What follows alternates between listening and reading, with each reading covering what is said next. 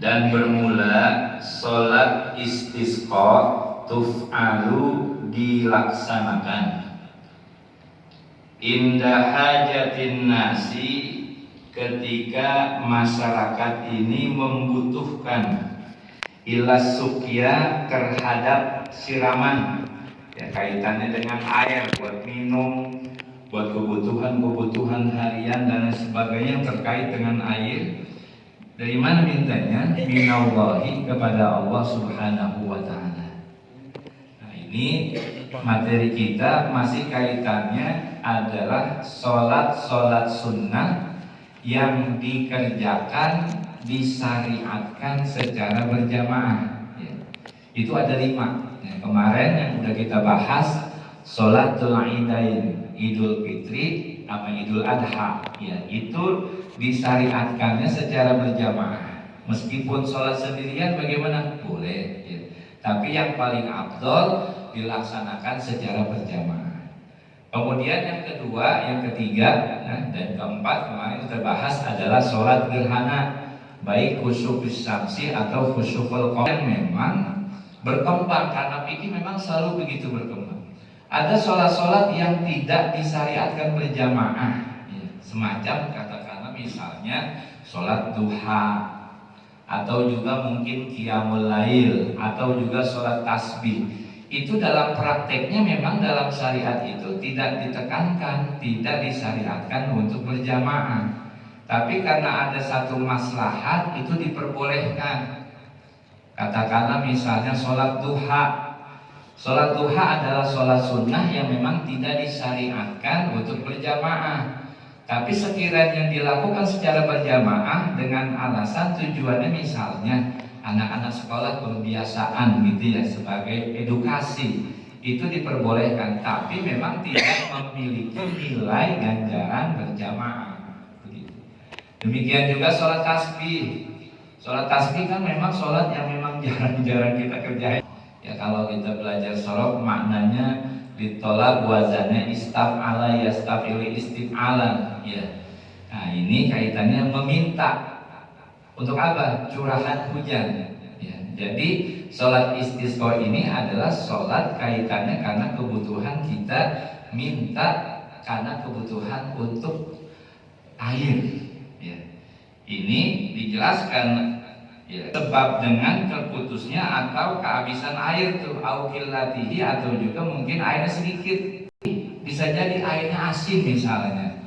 Ini menjadi sebab untuk kita ini ada aturan bagaimana caranya mohon kepada Allah biar diturunin hujan. Biasanya ketika Nabi Allah Muhammad SAW berada di Madinah, yang sekarang nama masjidnya itu Masjid Ghamamah, adalah pertama kali memang dilaksanakan sholat apa situ, termasuk sholat istisqa. Ada 3 sholat di situ yang Nabi kerjain: sholat istisqa, sholat hari raya Idul Fitri dan Idul Adha. Ya, makanya di situ memang ada sejarahnya. Kenapa disebut Masjid Ghamamah? Karena memang ada sejarahnya Rasulullah melaksanakan sholat istisqa di situ.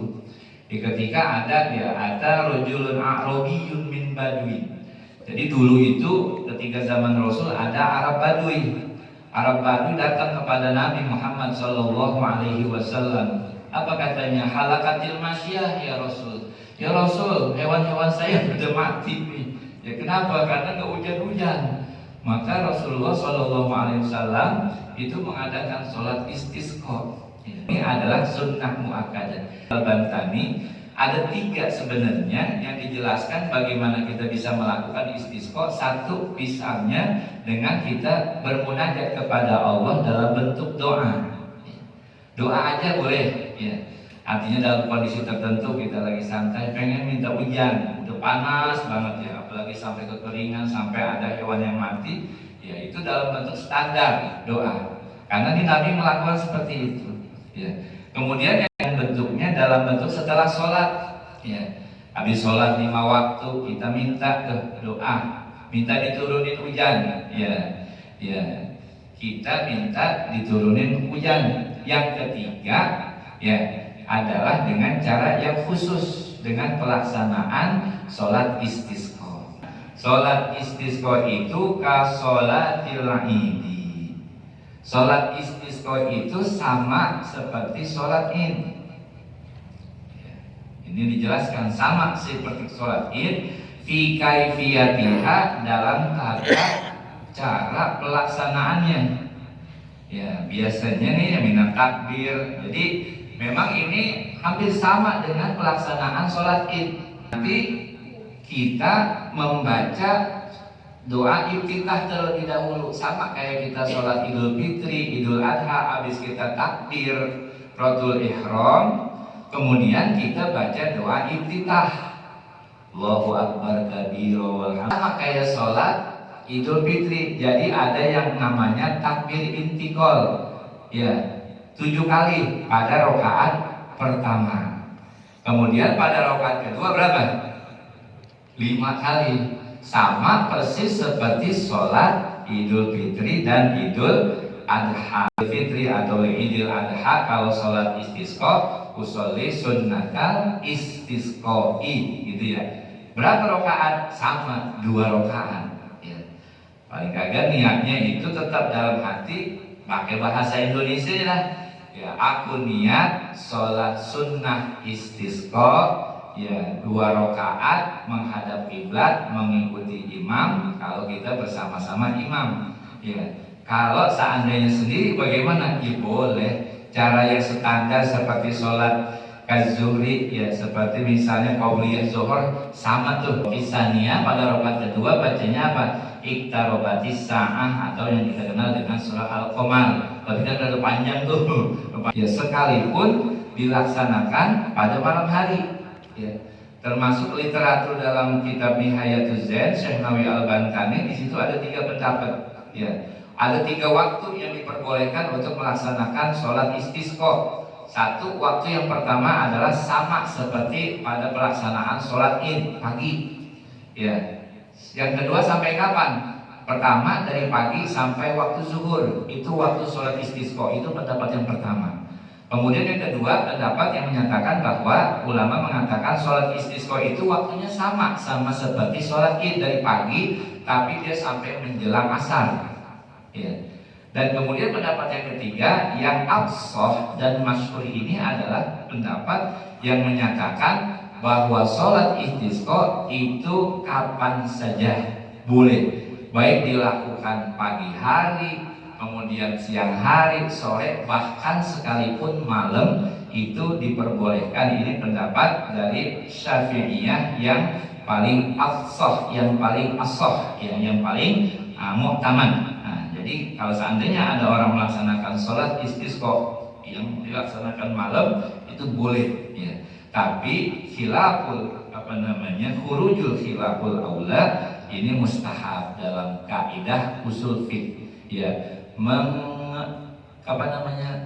Keluar dari berpartisipasi ikut melaksanakan sholat istisqa yang digelar.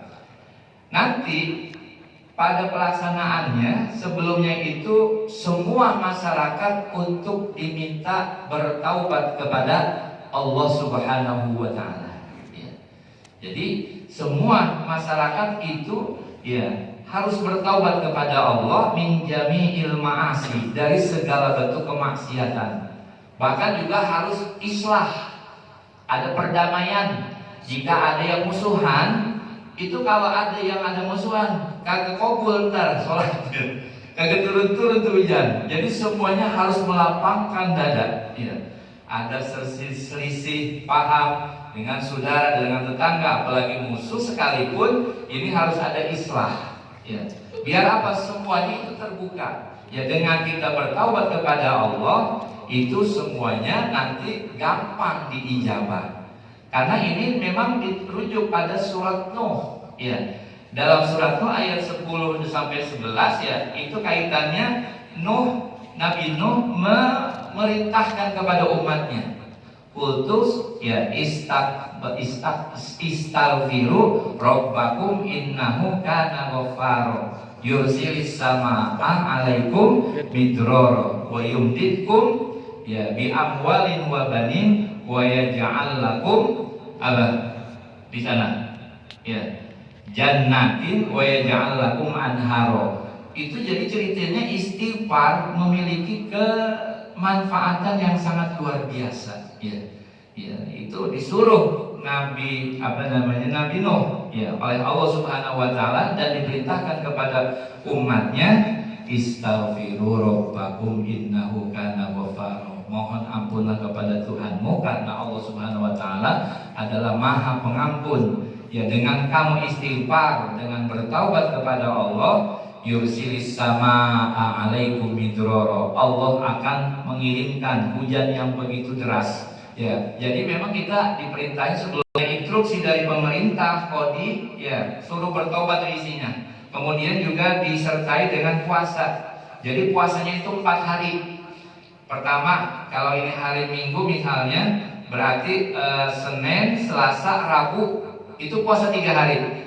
Termasuk pelaksanaannya di hari Kamisnya, ya kita ke lapangan bareng-bareng itu dalam kondisi suyamah, dalam kondisi kita berpuasa. Kenapa? Karena memang yang namanya doa orang-orang yang berpuasa ini adalah mustajab, begitu. Jadi itu kita 4 hari tuh berpuasa, Senin, Selasa, Rabu, Kamis. Dan ini instruksi misalnya dari pemerintah harus kita laksanakan. Ya.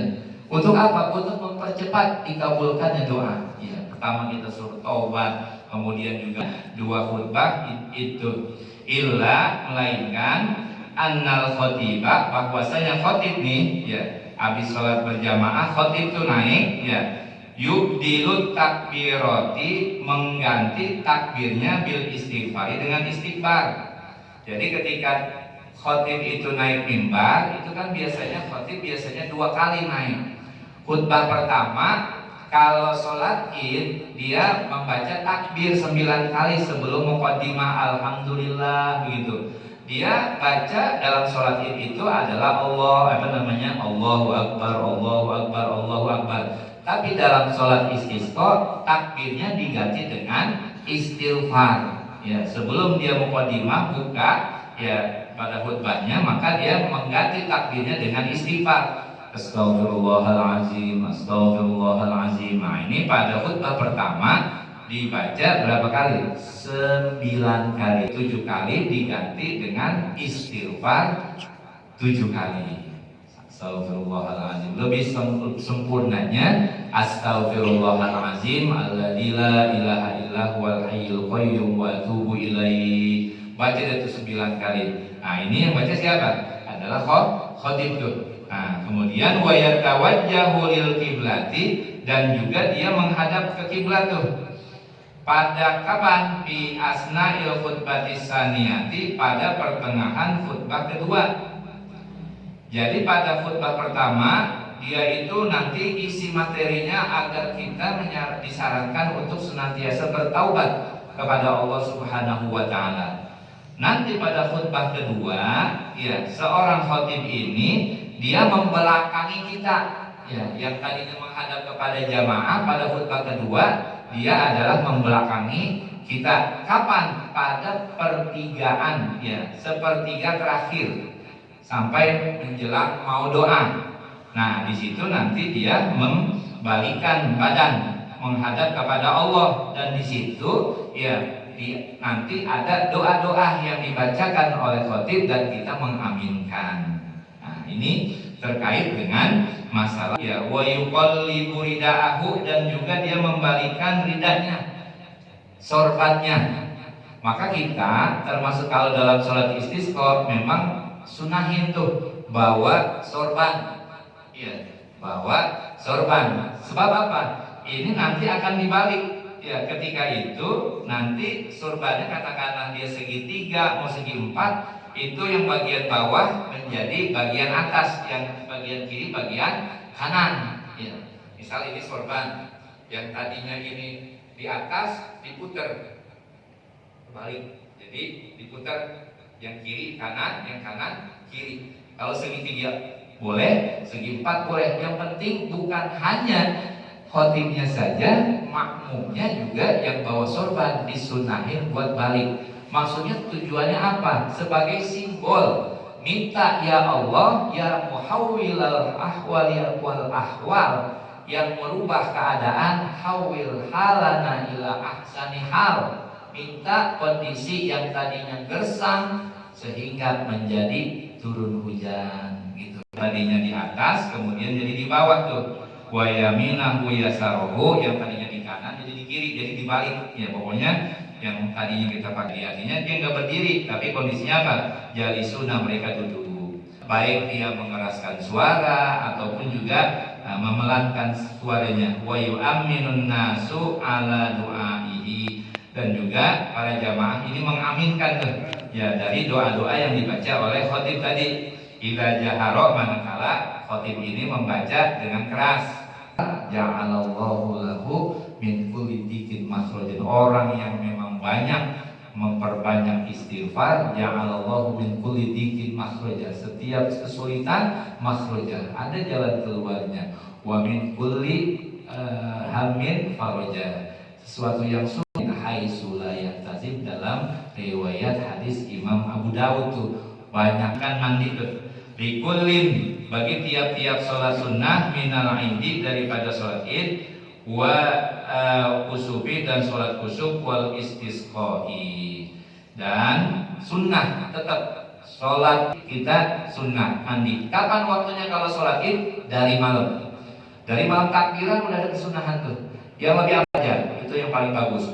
Kalau udah malam kita niat sholat mandi, sholat yang disyariatkan untuk berjamaah. Yang kelima yakni sholat istisqa. Mudah-mudahan apa yang kita bahas ini bermanfaat untuk menambah wawasan kita, dan mudah-mudahan Allah selalu jaga kota kita, senantiasa selalu mendapatkan curahan rahmat berupa hujan, dan ini akan membawa keberkahan buat kita semuanya. Amin.